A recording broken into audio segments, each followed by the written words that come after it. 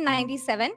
She has published more than 2 composites for biomedical and environmental remediation.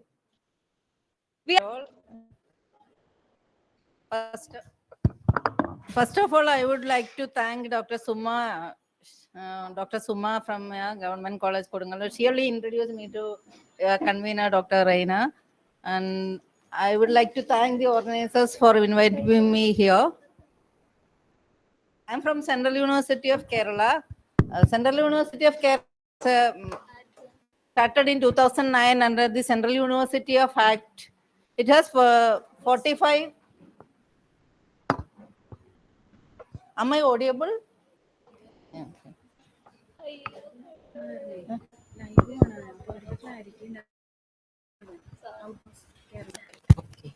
Okay. Okay. We have 29 departments.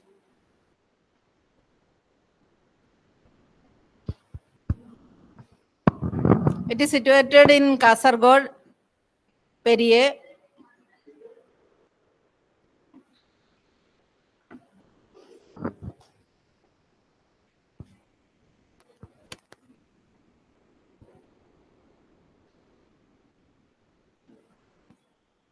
I have joined in Central University in 2013, and after industrial work, we thought that we got the collaboration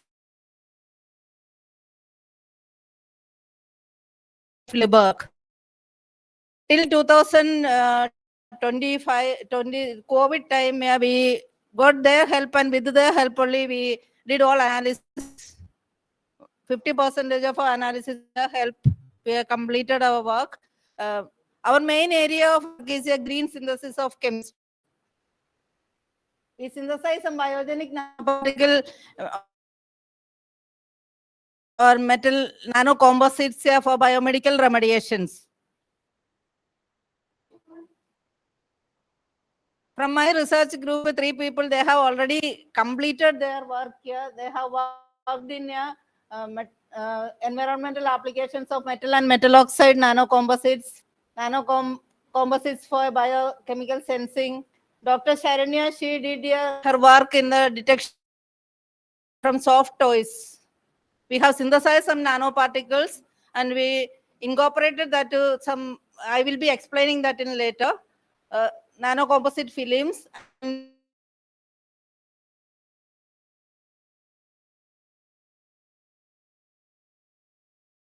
lead content of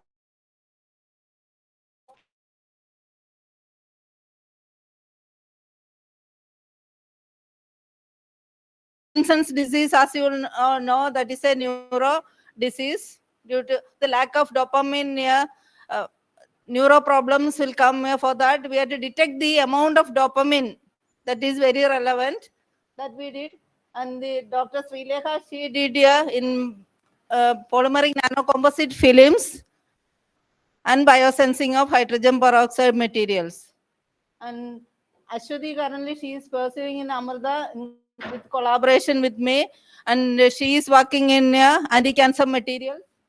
And the current research students are doing in wound healing applications, and nanocomposites and anti-cancer applications, and heavy metal detections.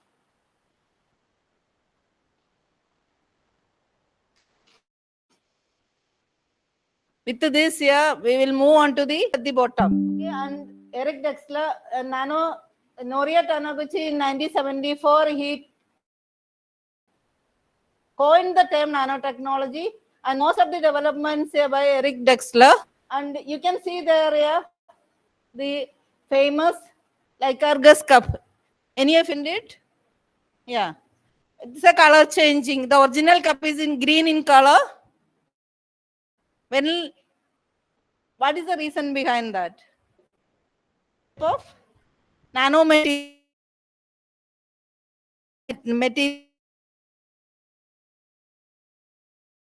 seen red color, and there is a Greek mythology in that. Now this knowledge is in your fingertip. Okay, you have to search and find out. Okay, what is the Greek mythology behind that?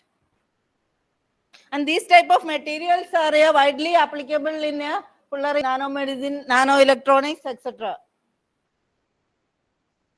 You can see the development of this here from Dr. From the famous scientist Albert Einstein in 1509.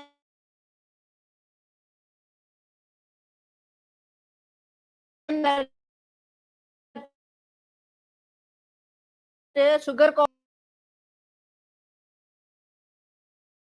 nanomaterials up to 100 nanometer.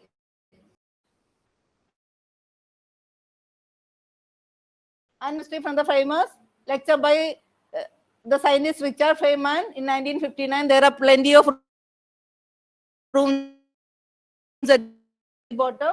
And again, he gave the introduction to the nanotechnology.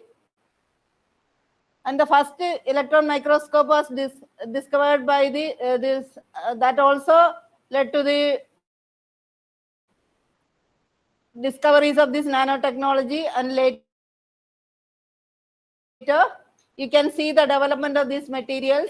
And nowadays, here that the current, what is required for the nanomedicine or the current research, that you have to concentrate more subject, and you have to impart that.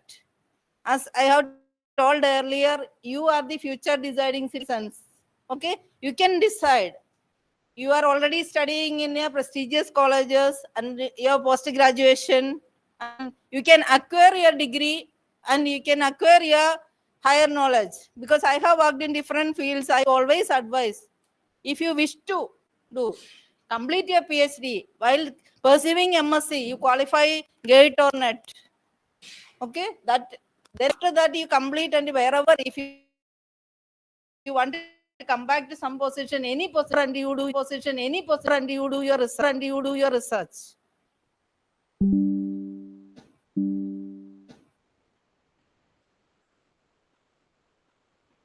Okay, now we can summarize like this.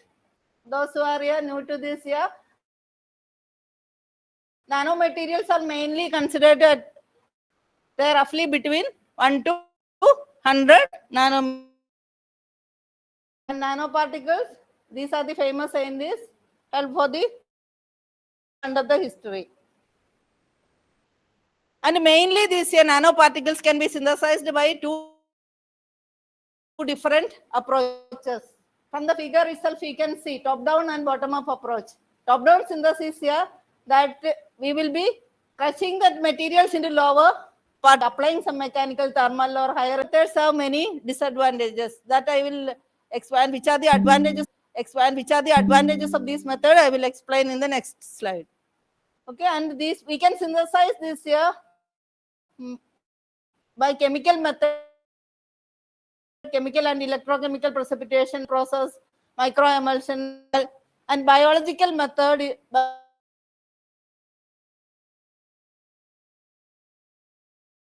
That itself will act as the reducing agent for the synthesis of these materials.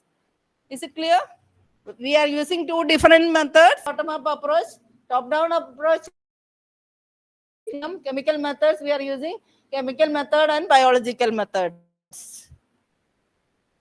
And we mainly concentrate on the biological methods.